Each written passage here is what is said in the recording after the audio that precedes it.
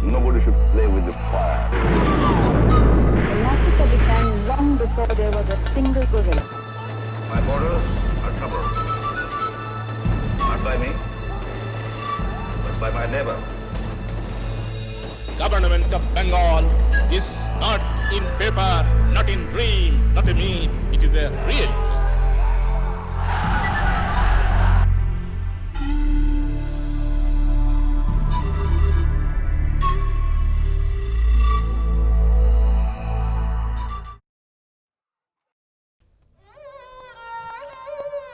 মীর জাফরের চক্রান্তে পলাশীর আম্রকাননে নবাব সিরাজউদ্দৌলার পরাজয়ের মাধ্যমে বাংলার স্বাধীনতা ১৭৫৭ সালে অস্তমিত হয়েছিল।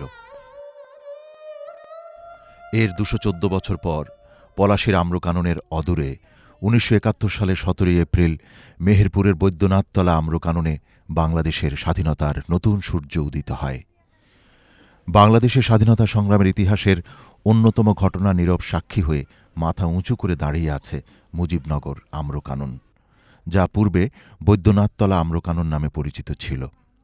প্রায় ৩৩ একর জমির উপর প্রতিষ্ঠিত এ আমবাগানে ১,১৬০টির মতো বিভিন্ন জাতের আম গাছ আছে।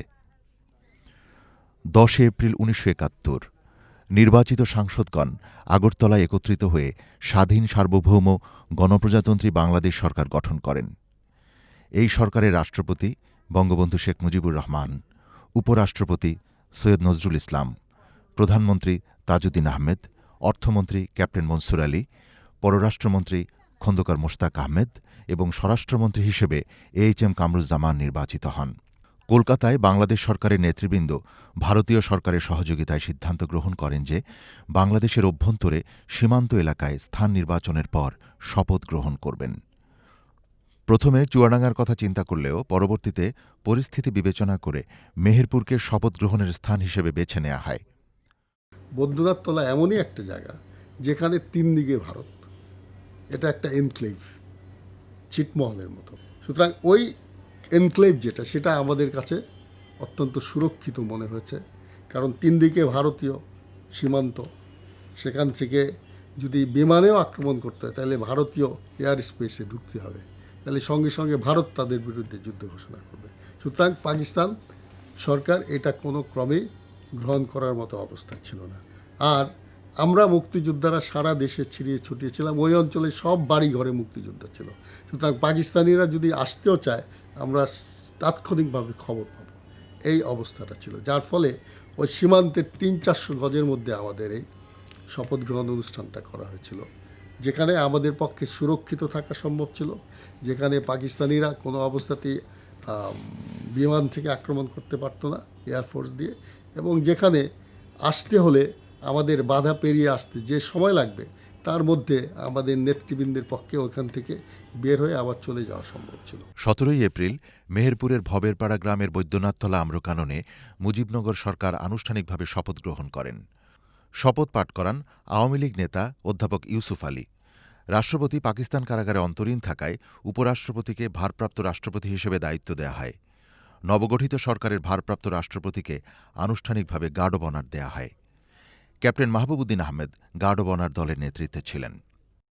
মেজর আবু ওসমান চৌধুরী, যিনি ওখানে সেক্টর কমান্ডার ছিলেন, তার তৎকালীন ইপিআর বাহিনী নিয়ে এসে গার্ড অব অনার দেওয়ার কথা ছিল, কিন্তু সময় দ্রুত চলে যাচ্ছিল, নেতৃবৃন্দ চলে এসছেন। তো এর মধ্যে আমার বন্ধু তৌফিক এলাই চৌধুরী দৌড়ে এসে আমাকে বলে, আমাদের ওসমান ভাইয়ের তো আসার কথা ছিল, উনি তো আসলেন না, এখন গার্ড অফ অনারটা কীভাবে দেওয়া যায় বল দেখি। তো আমি বললাম যে গার্ড অফ অনার দেওয়ার ব্যাপারে তোমার চিন্তার কোনো কারণ নেই, আমি একজন পুলিশ অফিসার, আমি জীবনে গার্ড অফ অনার নিয়েছি এবং গার্ড অফ অনার দিয়েছি, সুতরাং আমি এখনই প্রস্তুত হচ্ছি, তুমি আমাকে ৫ মিনিট সময় দাও। আমি আমার সঙ্গে যে পুলিশ ছিল, যে কজন ৩-৪ জন, এলাকায় তখনই কিছু হাতিয়ারধারী আনসার পেয়েছিলাম, ১২ জন হবে, এই কজনকে একত্র করে তাদেরকে প্র্যাকটিস করিয়ে লাইনে দাঁড় করিয়ে গার্ড অফ অনার দিয়েছিলাম। গার্ড অফ অনার মানে একটা খুব সুন্দর সুচৌকস বাহিনী দিয়ে গার্ড অফ অনার দিতে হয়, কিন্তু আমাদের ছেঁড়া কোড়া ১০-১৫ দিনের ২০ দিনের সেই পুরনো কাপড় পরা, কারো জুতা ছেঁড়া, কারো টুপি ছেঁড়া, কারো বেল্ট নাই, কারো লেনিয়ার্ড নাই, কারো বন্দুকে আপনার এই ব্যানেট নাই, এরকম একটা অবস্থা, হজবরল অবস্থা, কিন্তু তার মধ্যেও আমরা ওই ব্যবস্থাপনাটা করে সুন্দরভাবে প্রেসিডেন্টকে গার্ড অফ অনার দিতে পেরেছিলেন। এটার মাধ্যমে আমি তাৎক্ষণিকভাবে সারা পৃথিবীতে পরিচিত হয়েছিলাম। তো সবচেয়ে বড় কথা হলো যে ওই মুহূর্তে বাংলাদেশ পৃথিবীর সামনে আত্মপ্রতিষ্ঠায় দাঁড়িয়েছে এবং আমি তার একজন সাক্ষী। সেই হিসাবে আমার মাধ্যমে একটা বিশাল গর্ব, একটা বিশাল অনুভূতি কাজ করেছে।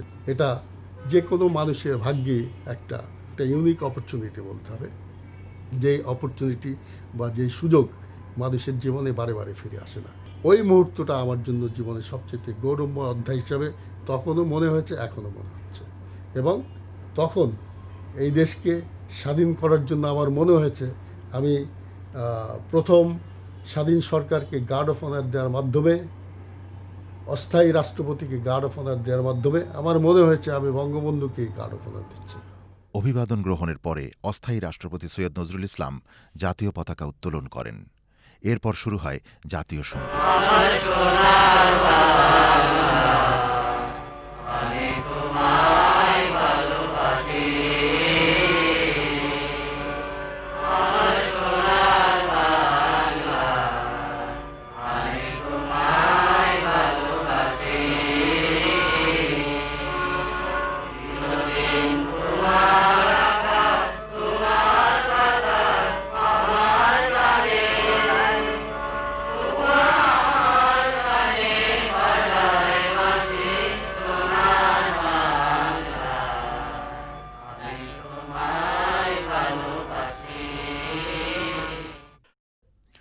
আওয়ামী লীগ নেতা অধ্যাপক ইউসুফ আলী স্বাধীনতাকামী কয়েক হাজার জনতা এবং শতাধিক দেশি বিদেশি সাংবাদিকদের উপস্থিতিতে গণপ্রজাতন্ত্রী বাংলাদেশের স্বাধীনতার ঘোষণাপত্র পাঠ করেন। অধ্যাপক ইউসুফ আলী রাষ্ট্রপ্রধানের অনুপস্থিতিতে অস্থায়ী রাষ্ট্রপ্রধান হিসেবে সৈয়দ নজরুল ইসলামকে শপথবাক্য পাঠ করান। অস্থায়ী রাষ্ট্রপ্রধান এরপর সরকারের প্রধানমন্ত্রী হিসেবে তাজউদ্দিন আহমেদ এবং মন্ত্রিপরিষদের অন্যান্য সদস্যগণের নাম ঘোষণা করে সবার সঙ্গে পরিচয় করিয়ে দেন। অস্থায়ী রাষ্ট্রপতি বিদেশি সাংবাদিকদের মাধ্যমে সারা বিশ্বের কাছে পরিস্থিতি ব্যাখ্যা করে সহযোগিতা চান। So I request my foreign journalists to convey to the respective nation that if liberty has got any sanctity to them, if democracy has got any value to them, as if human dignity has got any sense with them, then I label to the civilized governments of the world, big and the small power, the Afro-Asian countries and to the European countries, to realize it, to recognize it, to come to our help and to do something positive to elevate the misery of the unfortunate people of Bangladesh.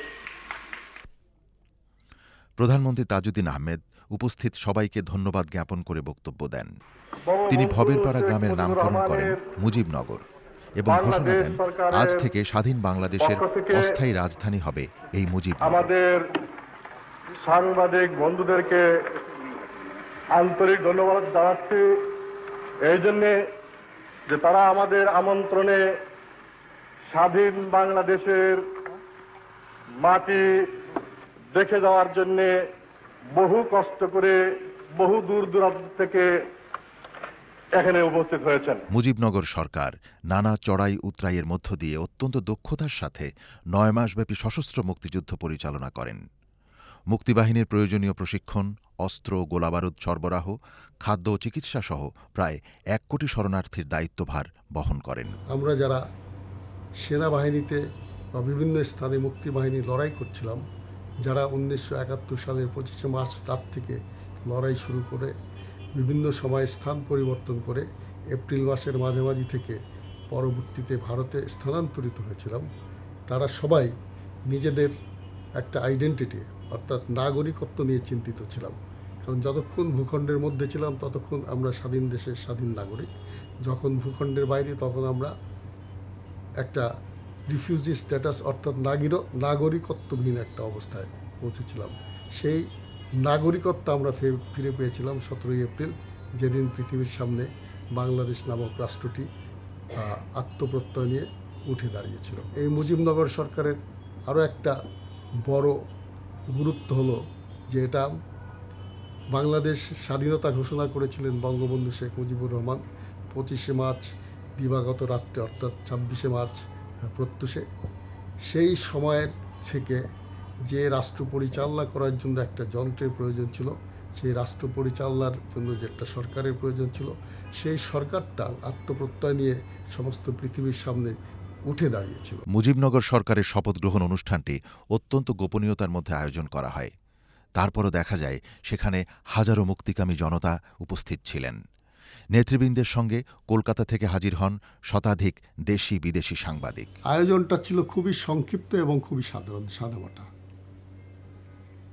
যখন মানুষ কানাঘুষা শুনেছে যে ওখানে সরকারের শপথ গ্রহণ অনুষ্ঠান হবে, এবং যখন সকালবেলা থেকে ওখানে একটা মঞ্চ তৈরি করা শুরু হয়েছে, মঞ্চ তৈরি করার জন্য এক বাড়ি থেকে চৌকি, আরেক বাড়ি থেকে চেয়ার, আরেক বাড়ি থেকে টেবিল, আরেক বাড়ি থেকে বাঁশ, আরেক বাড়ি থেকে রশি, এইভাবেই সব জিনিস ওখানে এসছে এবং সবাই আস্তে আস্তে জেনে গেছে। এবং সকালবেলা থেকে কাজটা শুরু হয়েছিল এবং আমরা যখন ওখানে 9টা-10টার সময় গিয়ে পৌঁছি তখন কিন্তু মঞ্চ মোটামুটি প্রস্তুতি ছিল। এই যে কার্যক্রমটা সকালবেলা থেকে ঘটেছে, মানুষ বুঝতে পেরেছে যে এখানে একটা কিছু হচ্ছে। সুতরাং আশেপাশের সকল মুক্তিযোদ্ধা জনতা সেখানে আমরা আসার আগেই কিন্তু জড়ো হয়ে গিয়েছিল। দেশ বিদেশের সাংবাদিকরা আসলেন, নেতৃবৃন্দ আসলেন, আমাদের এলাকার নেতৃবৃন্দ খবর পেয়ে আসলেন, দূর দূরান্ত থেকে মানুষ ছুটে আসলো খবর পেয়ে। যে ব্যবস্থাপনা মুক্তিযুদ্ধ শুরু থেকে শেষ দিন পর্যন্ত, তো এটা সামরিক কায়দায় কিন্তু কিছুই হয় না, এটা জনগণের কায়দায় হয়েছে। যে ভাত দিয়ে পেরেছে সে ভাত নিয়ে এসছে, যে ডাল দিয়ে পেরেছে ডাল নিয়ে এসছে, কেউ চাল নিয়ে এসছে, কেউ কুমড়া নিয়ে এসছে। ওইখানেও ওই তাৎক্ষণিকভাবে যে ব্যবস্থাপনা করা হয়েছিল সেটা সাধারণ মানুষই করেছে, এলাকার মানুষই করেছে।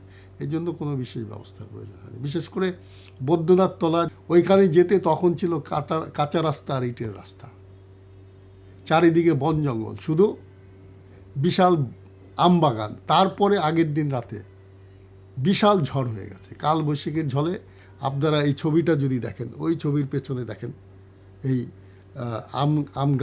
আম গাছে ডালগুলো ভাঙা আছে। আগের দিন রাত্রে বিশাল কালবৈশাখীর কারণে সমস্ত অঞ্চলে বিশাল লণ্ডভণ্ড হয়ে গেছে। সেই লণ্ডভণ্ড অবস্থার মধ্যে আমরা সেখানে গিয়ে আমাদের এই কাজটা করেছিলাম। বিশেষ ব্যবস্থাপনা যেটা করেছে সেটা করেছে কলকাতা থেকে। লোকগুলো আনতে হবে কিভাবে, কেমন করে কাজটা অত্যন্ত সিক্রেটলি করতে হবে, গোপনীয়তা রক্ষা করে করতে হবে, এইগুলোর ব্যবস্থাপনা করেছিলেন যারা, তারা ছিলেন কলকাতায়। কারণ আমরা কোনো অবস্থাতেই পাকিস্তানিদের জানতে দিতে চাইনি যে এখানে একটা বিরাট কাণ্ড ঘটতে যাচ্ছে, যে কাণ্ডের কারণে পাকিস্তান রাষ্ট্রের অবয়ব ধ্বংস হয়ে যাবে আর বাংলাদেশ রাষ্ট্রের নতুন অবয়ব সৃষ্টি হবে।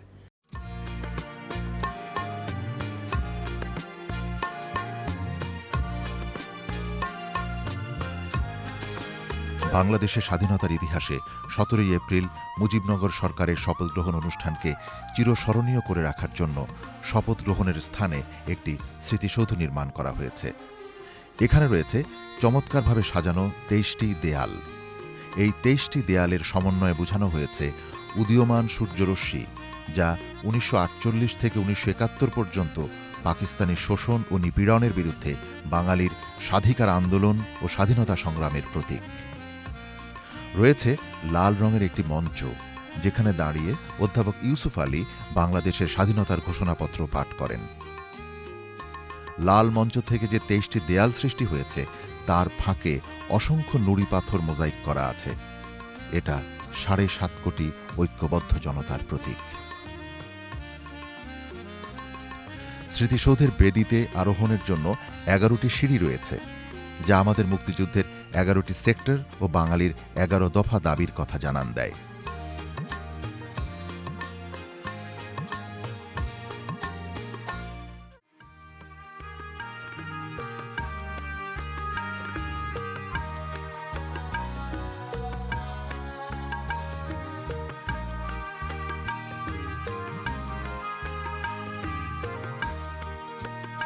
ঐতিহাসিকভাবে গুরুত্বপূর্ণ স্থানকে আরও তাৎপর্যপূর্ণ করে তোলার লক্ষ্যে মুজিবনগর কমপ্লেক্সে একটি মানচিত্রের মাধ্যমে মুক্তিযুদ্ধের বিভিন্ন সেক্টরকে দেখানো হয়েছে। স্থাপন করা হয়েছে মুক্তিযুদ্ধের উল্লেখযোগ্য ঘটনাবলীর স্মারক মুরাল। সুদৃশ্য এ মানচিত্রটি মুক্তিযুদ্ধকালীন বিভিন্ন সেক্টরের অবস্থান এবং উল্লেখযোগ্য ঘটনাবলী সম্পর্কিত একটি প্রামাণ্য দলিল। ঢাকা বিশ্ববিদ্যালয়ের গণহত্যা, জাতীয় শহীদ মিনার ধ্বংস, বিভিন্ন সীমান্ত দিয়ে শরণার্থীদের ভারত গমন, পাক বাহিনীর সঙ্গে মুক্তিবাহিনীর যুদ্ধ এবং যুদ্ধের নৃশংসতা সহ আরও অনেক ঘটনা এই মানচিত্রে ফুটে উঠেছে। এখানে আরও স্থাপন করা হয়েছে বঙ্গবন্ধুর ৭ই মার্চের ভাষণ, মুজিবনগর সরকারের শপথ গ্রহণ, অস্থায়ী রাষ্ট্রপতিকে গার্ড অব অনার, পাক বাহিনীর আত্মসমর্পণের স্মারক মুরাল।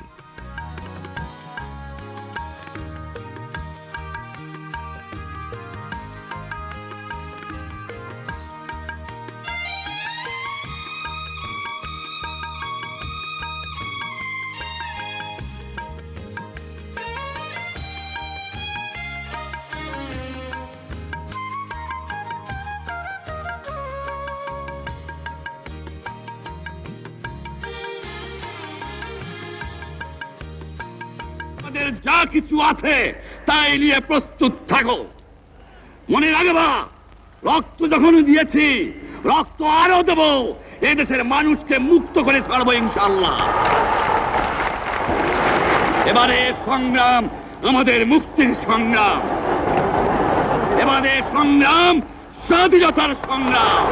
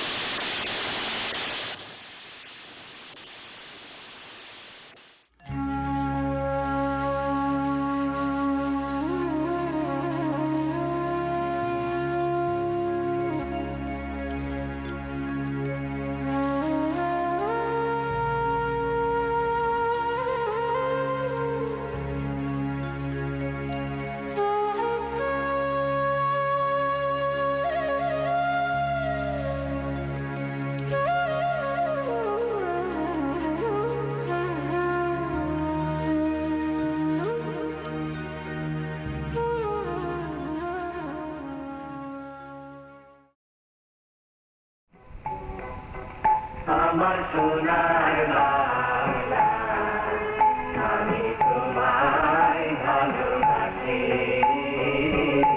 চিরদিন তোমার আকাশ, চিরদিন তোমার আকাশ, তোমার বাতাস আমার প্রাণে, তোমার আমার প্রাণে বাজায় বাঁশি সোনার বাংলা, আমি তোমায় ভালোবাসি। সজ্ঞানে সুস্থ শরীরে শপথ করিতেছি যে আমি আমার প্রাণের বিনিময়ে হইল মুক্তিবাহিনীর একজন সৈনিক হিসাবে আমার মাতৃভূমির স্বাধীনতা সার্বভৌমিত্ব রক্ষার্থে সর্বশক্তি নিয়োগ করিব।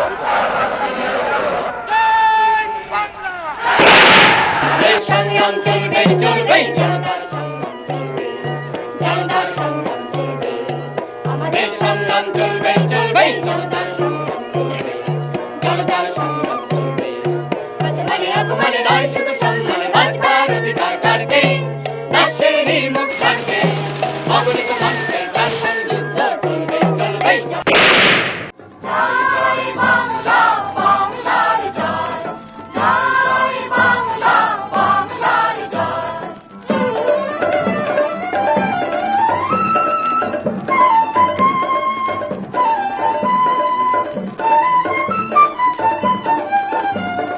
বাংলার প্রতি ঘর ভরে দিতে চাই মোরা অন্নে, আমাদের রক্ত টগবগ দুলছে মুক্তির দীপ্ত তারণ্যে।